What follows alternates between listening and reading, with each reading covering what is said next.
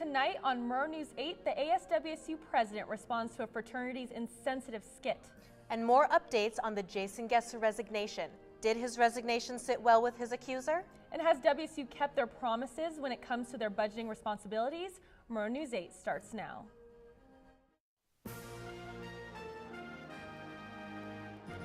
From Studio B on the campus of Washington State University, this is Pullman's only nightly newscast. This is Murrow News 8. Welcome inside Studio B. I'm Aijane Taylor. And I'm Jennifer Power. Thank you for joining us.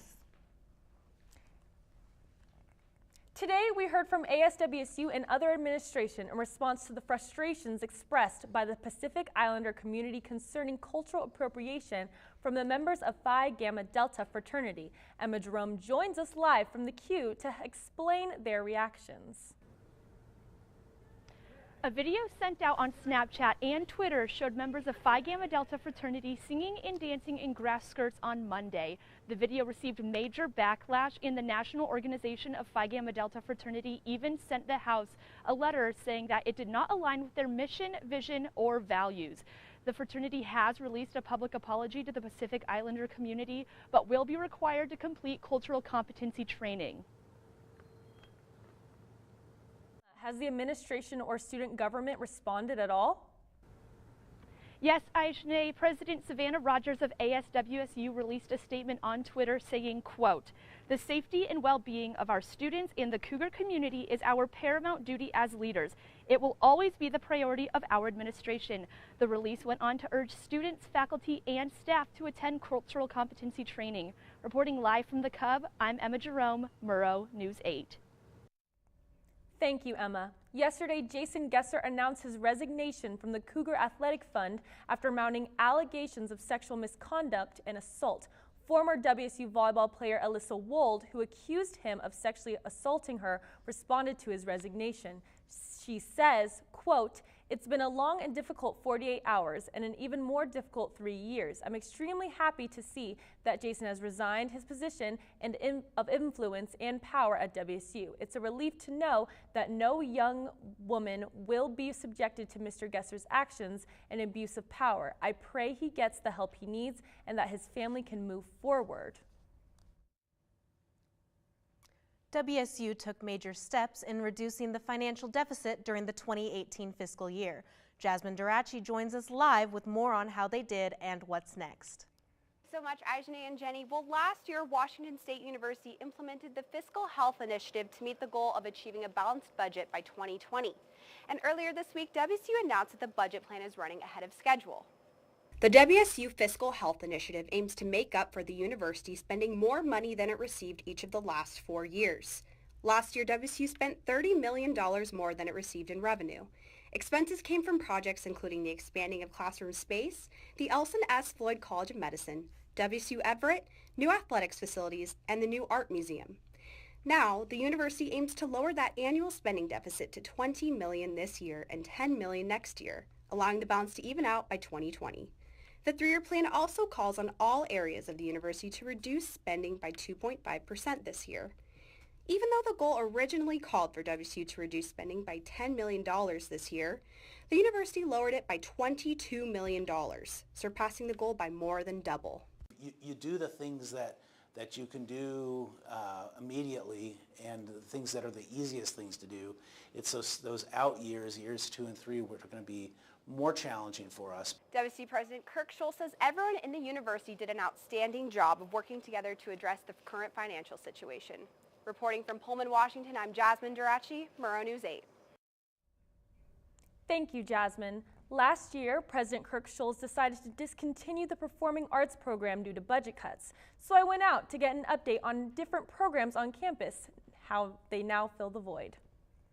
Students and staff felt devastated after the loss of the Performing Arts program last year. The student improv comedy group Stage still maintains its position on campus, but the group misses the help of the staff more than anything. Losing them, I think that's the hardest thing that's happened to Stage. Yes, we've lost our spaces and we've lost a lot of funding and resources, but I think the thing that's hurting us the most is the loss of our advisors. Stage now continues its operations in the Cub, where it has secured a space for the rest of the year. Stage hopes that it can seek help from the new group on campus, Sanctuary Studio, for its future shows. After they heard the news about the performing arts program, the directors at Sanctuary knew they couldn't let the theater spaces go to waste. Their hope is to reopen the WSU Performing Arts program.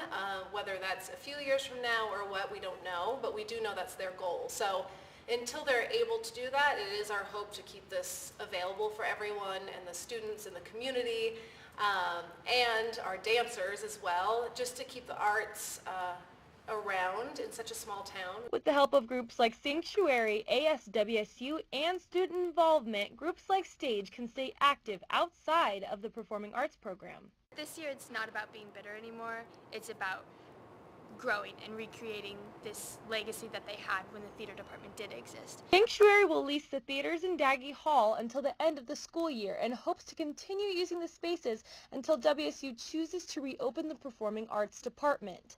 Aijane Taylor, Murrow News 8. You know, it's really great that the performing arts are still alive and well here at WSU. Yeah, the people at Sanctuary really wanted to keep the arts alive here. Coming up after the break, ever wonder if you can affect local politics? Well, some high school students in Moscow will get that opportunity. And we'll check in with Jasmine Durachi in the Weather Center.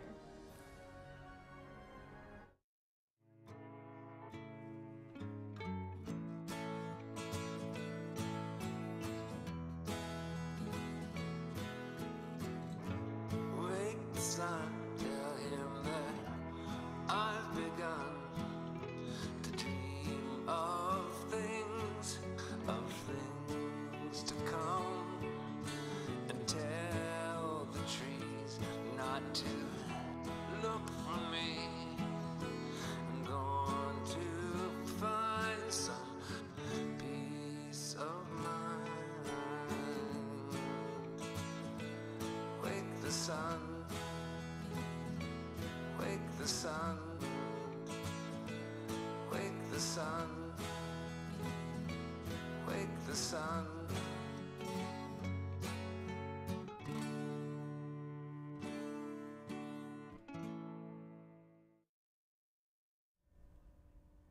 District attorneys continue to block a new Idaho law that requires doctors to report personal information to the state about women who had past abortions. Doctors who do not comply with the law could face heavy penalties, including losing their medical license or facing jail time. Attorneys for the ACLU and Planned Parenthood of the Great Northwest and the Hawaiian Islands filed a complaint against the state. They called the law unconstitutional because it violates patients' privacy. A Seattle man will serve at least 5 years in prison for trafficking heroin into the Palouse. Jedediah C. Ford pleaded guilty to 1 count of drug trafficking after the Moscow police searched his backpack during a traffic stop back in May. They found heroin, meth, methadone, and other pills without a prescription. Prosecutors dropped 4 other charges as part of Ford's plea deal with Latah County. The University of Idaho you have grown to love may start looking a little different. As the school moves forward with a rebranding effort, U of I Communications Director Jody Walker says that the rebranding includes more than new logos and taglines, but rather a larger, more complete effort. Walker said the branding aims to not only enhance cosmetic changes to the university, but also websites and even how employees talk about the institution. It will cost the school around $100,000 to jumpstart, but the U of I Director of Marketing says that we should see changes to not only the university, but Moscow soon. After the break, we'll see what Jasmine has to say about the next week's weather. And you won't believe what a judge sentenced a prankster to do after messing with a high school's lawn. Don't go anywhere.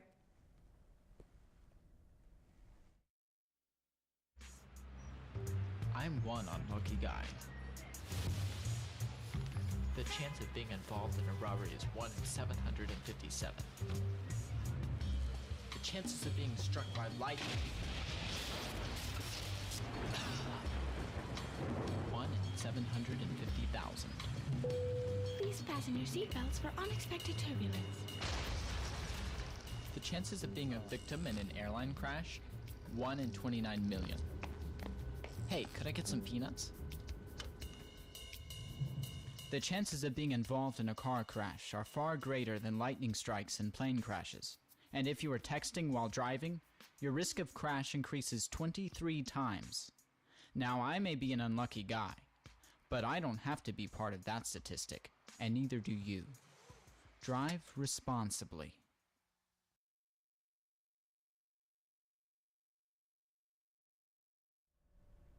With the first day of fall just days away, Jasmine tells us how much longer before the cool fall weather hits. Jasmine? Thanks so much, you guys. Well, if you're anything like me, you've really enjoyed that sunshine today. It was such a beautiful day outside. We hit a high of 68 degrees, and if you look out your window right now, it's probably about 60. And we had some winds picking up at about 10 miles an hour as well. Our average temperature for the day was 62 degrees, excuse me. We had a dew point of 33% and humidity of 30. And on the east side of the state, you can see everyone else was enjoying that sunshine as well. Wenatchee even hit a high of 74 degrees and a low of 51. As we go down, it's getting a little bit cooler. Spokane, a high of 73 with a low of 47. Pullman, we had a high of 68 and a low of 41. Now over to the west side of the state, it is a little chillier, but still a little bit sunny. Seattle hit a high of 68 degrees and a low of 55. Olympia, a high of 68 and a low of 48. And Vancouver, all the way reaching up to 70 degrees with a low of 51. So you can see that sunshine is everywhere on both sides of the state. And the fall weather, though, is going to be kicking up. Tomorrow's weather, we're going to start off with 61 degrees. In the afternoon, it's going to heat a little bit up to 64, and by the evening, it'll drop down to 54. And as you can see, it's going to be cloudy pretty much throughout the entire day, so you might want to ditch those sunglasses that you were wearing today at home. And now for that 5-day forecast, it really is starting to look a lot more like fall. And as you can see, starting off in the 73 range and on Friday, lowering down to the 60s by the end of the weekend. I'm really excited for the fall. It's my favorite season. Me too. Did you guys know that Saturday is the first day of fall as well? Yeah, and sunlight may make the grass grow, but someone needs to mow the grass too. And for one Cleveland man, cutting the grass may end up getting him jail time. Find out his punishment when we return.